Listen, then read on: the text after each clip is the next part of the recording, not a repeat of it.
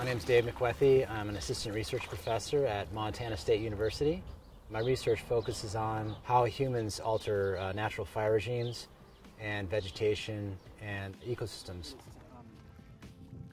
Taking a column of mud out of these lakes is kind of fun because basically when you get that column of mud, it's like a history book in the past.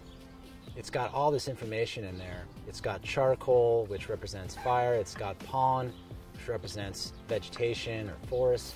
It's got insects that represent how cold it was or how warm it was. 1, 2, 3.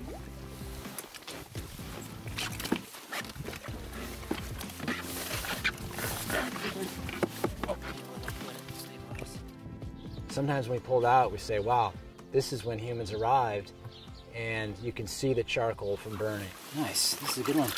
Look at, there's much more stratigraphy here. There's a big band right here. New Zealand is a really interesting place to work because New Zealand is the last place that humans colonized anywhere in the world. Fire was very rare in New Zealand before humans arrived. And so 750 years ago when people arrived in New Zealand, that was the first time this country's ever experienced ignition sources like it. And that's the key, that people were lighting fires. Because New Zealand forests had never experienced fire like it before, the forests were actually quite flammable, and they just went up in flames and just burnt very easily and very quickly. And the kinds of plants that came back were even more flammable.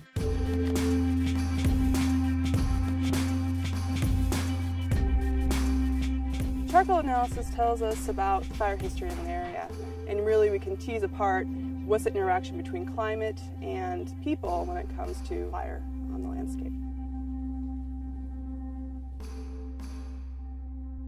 The past is really the key to the future, and so by seeing how things have responded in the past, we can better anticipate what is going to happen in the future under similar conditions.